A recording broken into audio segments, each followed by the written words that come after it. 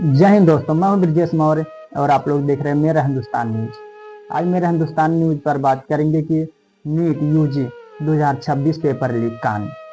क्या यह देश की शिक्षा व्यवस्था का सबसे बड़ा सिस्टम फेलियर है?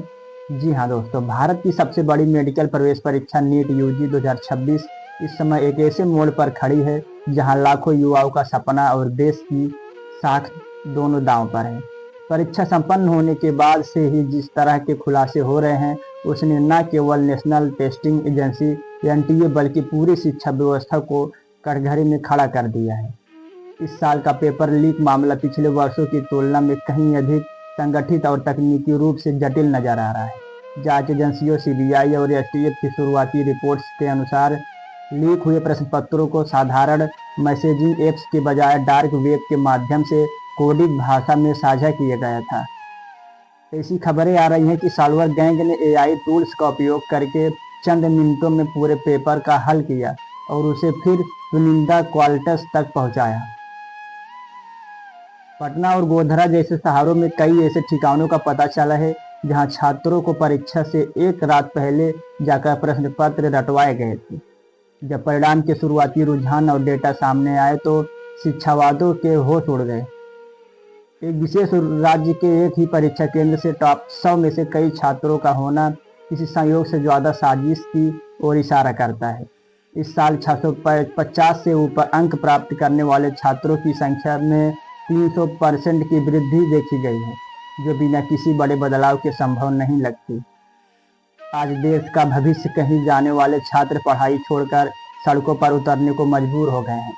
हजारों की संख्या में छात्र और उनके माता पिता तख्तियां लेकर खड़े हैं जिन पर लिखा है, मेहनत हमारी, मलाई माफिया की।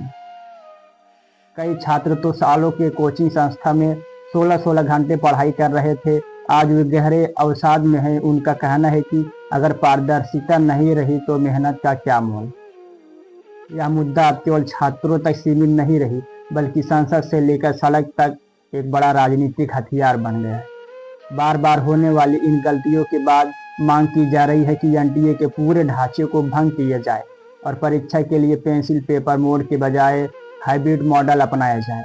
शिक्षा मंत्रालय ने एक हाई लेवल रिफॉर्म कमेटी का गठन किया है जो परीक्षा केंद्रों के चयन और डेटा सुरक्षा पर नए नियम बनाएगी।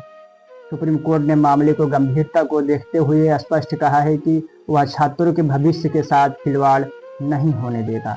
कोर्ट ने एनटीए को कड़ी फटकार लगाते हुए पूछा है कि इतनी सुरक्षा के बावजूद पेपर लीक कैसे संभव हुआ।